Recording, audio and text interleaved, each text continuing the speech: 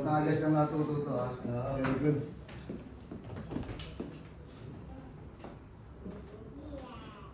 Okay, tayo muna po kayo tumayo and let's pray. Hallelujah, Jesus. Lord, we thank you for this time. Binigyan mo kami ng pagkakataon na muli makarinig ng iyong salita. We are committing to you the rest of this service sa iyong mga kamay. Yes. We are praying, Panginoon, that open our hearts, O God, maging receptive yung aming mga puso at isip sa salita mo, Panginoon. And we are praying na, Panginoon, na hindi matatapos yung church service na ito na hindi mo kami kinausap, Panginoon. Nagkakatiwala namin sa iyo ang araw na ito at dalangin namin na ikaw yung mataas, mapapurihan at mapasalamatan. We thank you, Lord. This we pray in Jesus' name. Amen and amen. Dito na po kayo. Diyos. Parang may isang buwan na yata akong hindi nakatayo dito ng may gita naman. Maraming na nagpapalit-palit. So, purihin po ang Diyos. Muli. Amen. Naimbitahan na naman. And natutuwa ko yung itong kanina. Ay, lang. Tawag dito, extra napatuto dun sa China, no? Talagang bawal talaga doon yung gospel ng Bible. I remember na narit ko yung ibang ini-smuggle na Bible. Itinatahi nila dito sa tiyan nila. Yung mga Bible, yung i-smuggle nila sa tapos itatahi sa loob ng tiyan yung Bible para lang madala. Tapos pag nagbabasa sila, pira-piraso, pinupunit ba yung isang page, tapos pasa-pasa lang yun. You have to memorize that one. Kailangan, kasi mahuhuli ka talaga, dapat nasa inyo. Kasi natatandaan ko yung isang, nabasa ko lang, nakita ko lang sa internet, isang pastor, a white guy na pumunta doon, sabi nila, nung nag-preach siya doon sa underground sa Chinese, sabi doon, sabi niya, paano yun? Kasi nagtanong siya, pakibuksan nyo nga yung Bible nyo sa ganitong page. Yung iba, hindi nagbubukas. Kami sabi nila, yung Bible ibinigay doon sa hindi nakakaalam. And then sabi, bakit alam niya? Kasi po nung nasa kulungan kami. Ito yung ginagawa namin. We have to memorize the Bible, piece by piece, pira-piraso yan. Dahil pag nahuli natin, tatapon na nila. So, sabi ng pastor doon, sabi niya, ngayon nagsiservice tayo, paano kung mahuhuli tayo? Sabi niya, ikaw, pauwiin ka sa bansa mo, kami makukulong. Maybe 2 years, like that. Ganon, sabi niya. Kami doon sa bansa namin, pag yung mga tao, ang church ay maybe magdadrive sila ng mga 30 minutes or 1 hour, hindi na sila pupunta. Pag yung church, ay hindi aircon, hindi na sila pupunta. Sabi nila doon sa bansa nila. Pause kayo, ganito, no? Nag-church kayo sa Tago Underground, ginagawa niyo. Tapos sabi niya, nung nag-ask yung pastor, kayo, sabi niya sa mga Chinese, ano yung gusto niyong mangyari sa church niyo? Ano yung gusto niyo? Sino ba yung gusto magpatotoo? Sabi ng isang Chinese, ang gusto namin maging katulad niyo, yung katulad nung church nung pastor na puti. Holy and condition and everything. Sabi ng pastor na puti, no. I want to be like you. Sabi niya gano'n. Amen. Mas gusto ko na maging katulad ng mga Chinese sa China na talagang ibinibigay ang buhay. Yes. Para sa paglilingkod. Amen po? Amen lang po yun. Naalala ko lang kasi natutuwa ka kasi talaga tayo medyo dito, medyo talagang Middle East mahigpit. Nagkataon lang here in Dubai, medyo open so nakakapag-church tayo. Pero isip-isipin nyo na kung bawal din. So, purihin po ang Diyos, binigyan tayo ng chance na makapag-serve sa Kanya. So, hindi po yun ang topic natin. Naalala ko lang. So, sabi dito, yung buhay natin sobrang busy talaga. Naniniwala po ba kayo?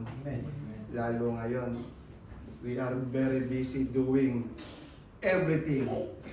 Yung bang, sabi dito, busy tayo sa career, busy tayo sa family, yung mga estudyante busy sa school, no? Para bang, pero kung hindi nila alam, maraming tao, sabi, they are in a hurry, climbing the ladder of success, while on the top, then they realize their ladder is leaning on the wrong wall. Mali pala yung inaakyatan nila. Narinig na.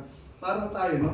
We are very busy. Maraming tao busy doon sa yung career and everything. At nakalimutan nila na may bagay, may spiritual thing na mas mahalaga. Nagmamadali tayo na maging successful, pero sabi nga, hindi mo naman alam yung buhay mo, kung buhay ka pamamaya o bukas, di ba? So, nagmamadali tayo dun sa mga karir natin. Gusto ko makaipon agad ng makarami. Gusto ko makapagpatayo ng bahay, and business, magawa ko and everything. Masyado tayo dun nakapokus. Yung nga sinasabi, we are in a hurry climbing on that success. Pero pagdating ko, alam niyo po, on your deathbed, kung mga tao na mamamatay na, hindi ba? Pag namatay sila, hindi naman sasabihin, o yung mga pera ko, withdrawin mo sa banko, lagay mo dito sa tabi ng kama ko.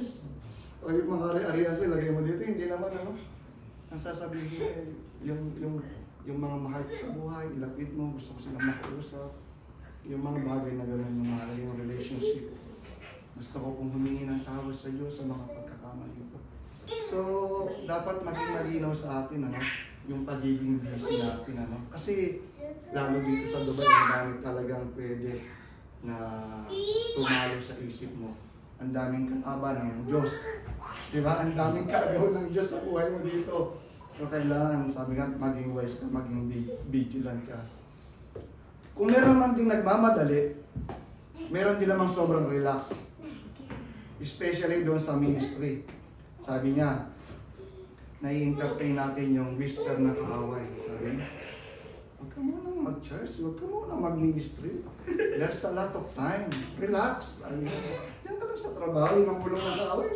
Marami pa namang time. Sabi, concentrate on your career. Concentrate doon sa mga ginagawa mo. Kasi marami pa namang time.